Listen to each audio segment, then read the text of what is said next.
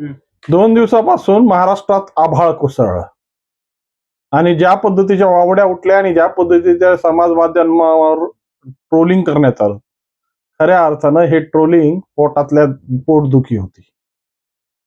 असे भयंकर पोटदुखीचे आजार या महाराष्ट्रात सुरू झाले की विकास परियोजना जर खऱ्या अर्थाने कार्यान्वित झाल्या की त्याची पोटदुखी कशा पद्धतीने काढायची आणि ज्या पद्धतीने आपल्याकडे मन आहे, म्हणजे सुतळी दिसली की त्याला साफ करायचं आणि भुई थोपटत राहायची.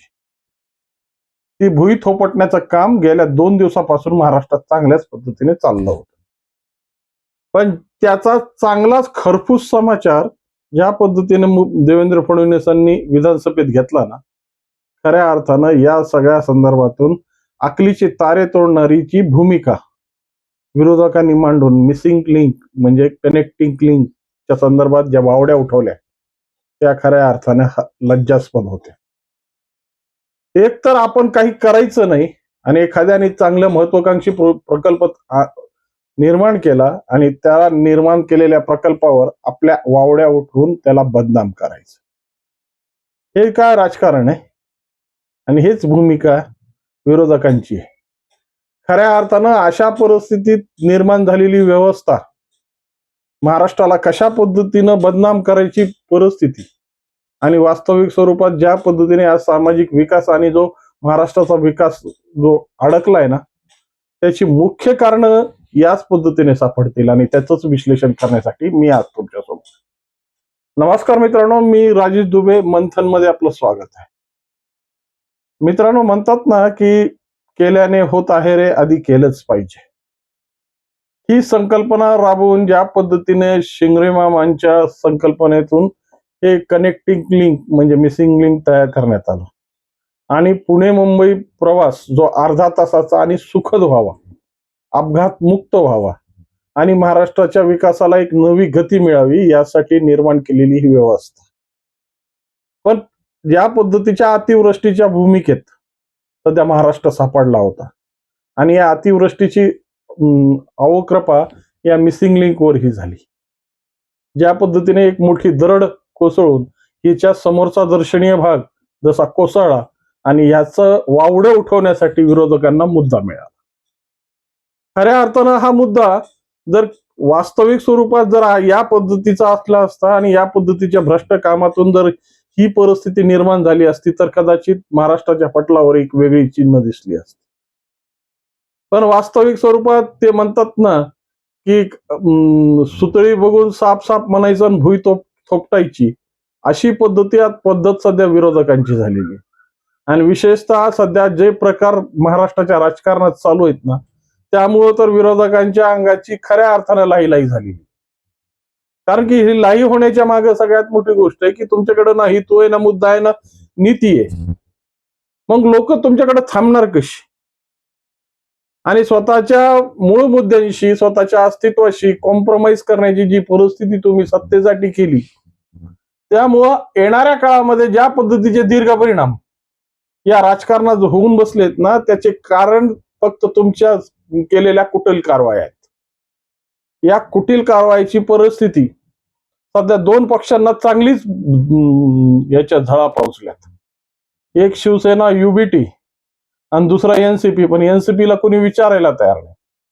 पण याचाच बदला घेण्यासाठी ज्या पद्धतीने या मिसिंग लिंकला म्हणजे कनेक्टिंग लिंकला ज्या पद्धतीने बदनाम करण्याचं षडयंत्र आणि जे पडलेला ढिगारा हा आपल्या आपल्या अँगलनं, म्हणजे ज्या पद्धतीने आंधळ्या लोकांच्या हाताने एखाद्या हत्तीचं मोजमाप काढायचं आणि आंधळ्यांना विचारायचं की हत्ती कसा दिसतो. कोणी म्हणतो हत्ती हा खांबासारखा आहे, कोणी म्हणतो हत्ती हा दोरखंडासारखा आहे, कोणी म्हणतो हत्ती हा सुपासारखा आहे, तर कोणी सांगतो की हत्ती हा पायपासारखा आहे. अशा पद्धतीच्या ज्या वावड्या उठवून ज्या भूमिका सध्या विरोधक मांडतायत आणि खऱ्या अर्थानं विरोधकांच्या याच आकलीची कीव सगळ्यात मोठी कारण की हजारो मुद्दे आहेत विरोधकांना मांडण्यासाठी, हजारो परिस्थिती आहेत विरोधकांना मांडण्यासाठी. पण त्या विरोधकांना त्या जमिनीच्या स्तरापर्यंत जोडणारे कार्यकर्तेच उरले नाहीत. त्यामुळे जमिनीवरची काय समस्या आहेत, जमिनीवरच्या काय परिणाम आहेत, जमिनीवर काय प्रश्न निर्माण होत आहेत, याची कसलीही भूमिका या विरोधकांच्या हाताला लागत. मग काय करायचं? मग काहीतरी वेगळं प्रयोग करून आपली भूमिका मांडण्याचा प्रयत्न करायचा आणि मग अशा पद्धतीने शिव्या खायच्या. ज्या खरपूस शिव्या देवेंद्र फडणवीसांनी भर विधानसभेत दिल्या, सभागृहात दिल्या.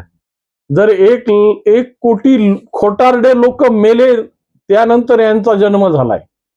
त्यानंतर त्या पद्धतीने मी जन्म म्हणलो, पण त्यांनी चांगल्याच पद्धतीने या गोष्टीचा समाचार घेतला. खऱ्या अर्थानं एवढं खोटं बोलून मिळणार काय?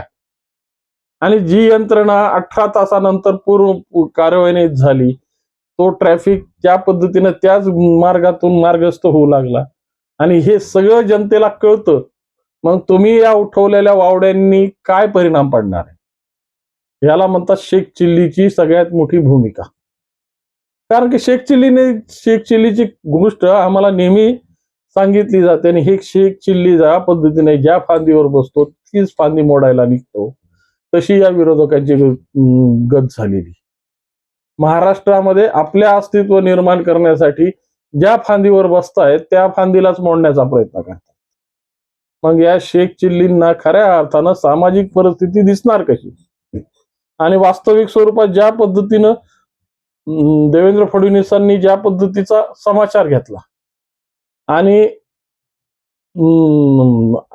18 ज्या पद्धतीने मागच्या सरकारने किंवा या मागच्या सरकारच्या भूमिकेच्या संदर्भातून या मिसिंग लिंकला म्हणजे कनेक्टिंग लिंकला कशा पद्धतीच्या त्या सर्वेची फाईल माननीय मुख्यमंत्र्यांनी बंद केली, 2 पानी पत्र जोडून त्याची ही व्यथा मांडली. म्हणजे नेमकं विकास हा महाराष्ट्राला या आघाडी सरकारला नको होता का? ज्या पद्धतीच्या नवीन परियोजना, नवीन संकल्पना या महाराष्ट्राला जोडून ज्या पद्धतीच्या विकास गतीला नेणारा महाराष्ट्र यांना अपेक्षित नव्हता का? असे आता अनेक प्रश्न पटलावर उभे राहत आहेत. पण वास्तविक स्वरूपात आज विरोधकांना हे मुद्दे आणि या पद्धतीची अवस्था आजही कळायला मार्ग नाही. फक्त सरकारला कोंडीत गाठायचंय, पण गाठताना असे मुद्दे तरी कमीत कमी भरभक्कम धरा की ज्याच्यातून सरकारची खरी गोची होईल. फक्त वावड्या उठवायच्या, खोटे नेरेटिव्ह सेट करायचे आणि ट्रोल मीडियाला आपल्या नेटकऱ्यांना चांगलंच कामाला लावायचं. त्यामुळं ही सगळी भूमिका भ्रमित होते.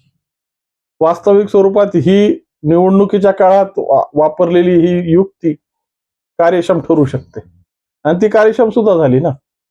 मागच्या लोकसभेच्या इलेक्शन मध्ये ज्या पद्धतीनं म्हणजे संविधान बदलण्याची भूमिका आणि आरक्षण संपवण्याची भूमिका याच पद्धतीचे नेरेटिव्ह सेट करून ज्या पद्धतीनं भाजपाला खिंडीत गाठण्याचा प्रयत्न केला, हे आज हे नेरेटिव्ह फोल ठरत आहेत. या नेरेटिव्हवर वेगळ्या पद्धतीचे इम्पॅक्ट पडत आहेत. परंतु याचे इम्पॅक्ट पडल्यानंतर आज तुमची परिस्थिती काय झाली? उबाटाचे 6 खासदार फुटले. एनसीपी मध्ये आजही परिस्थिती अशी आहे की काय करावं, काय विचार करावा आणि काय करावं याचीच भ्रमंती राहिलेली. आणि वास्तविक स्वरूपात ज्या पद्धतीनं रोहित पवार आणि सुप्रिया सुळे या वेगळ्या पद्धतीच्या कैफियत मांडून ज्या पद्धतीच्या या एनसीपीच्या एनडीए मध्ये विलीन होण्याच्या भूमिका या फोल ठरवतात. म्हणजे पवार साहेबांसमोर काय पर्याय उरलाय? महाराष्ट्राच्या भूमिकेत सामाजिक परिस्थितीशी खेळण्याचा परिणाम या खालच्या स्तराला जाऊन मिळत असेल तर खऱ्या अर्थानं सामाजिक परिस्थिती ही खूप विकोपाची झाली. आणि या संदर्भातून ज्या पद्धतीने या मिसिंग लिंकला म्हणजे कनेक्टिंग लिंकला ज्या पद्धतीची बदनामीची वावडी उठवून ज्या पद्धतीनं जनतेला अस्ताव्यस्त करण्याचा प्रयत्न होता, 7,000 कोटी रुपये हे पाण्यात गेलेल्याची भूमिका दाखवायचा प्रयत्न होता. खऱ्या अर्थानं हा प्रयत्न त्यांच्या तोंडघशी पडलाय. आणि वास्तविक स्वरूपात आजही ज्या पद्धतीच्या भूमिका आणि ज्या पद्धतीची परिस्थिती या कनेक्टिंग लिंकच्या सोबत निर्माण झाली ना, त्यामुळं अजून विश्वास दृढ झाला. त्यामुळं भूमिका काही असो ती मांडता आली पाहिजे. सरकारला कोंडीत गाठण्यासाठी जमिनीवरचे मुद्दे हे अपेक्षित असतात. आज तीच भूमुद्दे खऱ्या अर्थानं गायब आहे. त्यासाठी जमिनीवर कार्यकर्ते पाहिजे. आणि आज सगळ्या हायटेक परिस्थितीमध्ये जमिनीपर्यंत पोहोचलेले कार्यकर्ते आणि जमिनीपर्यंत मध्ये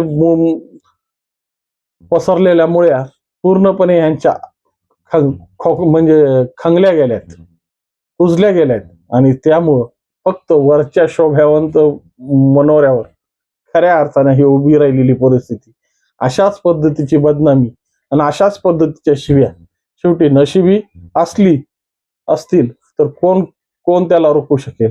त्यामुळं असेच ट्रोल करत राहा, अशीच बदनामी करत राहा आणि अशाच शिव्या खात राहा, जेणे कमीत कमी तुमच्या पिढींचा तरी उद्धार होईल. कारण की या दिलेल्या शिव्या एकाला नव्हत्या, त्या दोन बिचाऱ्या ज्यांनी तुम्हाला जन्म दिलाय त्या बिचाऱ्यांचा काय दोष होता. आणि या खोटारडेपणाच्या भूमिका खऱ्याच अर्थानं महाराष्ट्राला पचनी पडतील का? आणि या पचनी पडण्यासाठी या खोटारड्या भूमिकेंना खऱ्या अर्थानं जनता कशा पद्धतीने लाथाडेल याच्या जर भूमिका तुमच्या मनात असतील तर 100% कॉमेंटच्या माध्यमातून कळवा. आणि व्हिडिओ आवडला असेल तर लाईक, शेअर आणि सबस्क्राईब करायला विसरू नका. नमस्कार.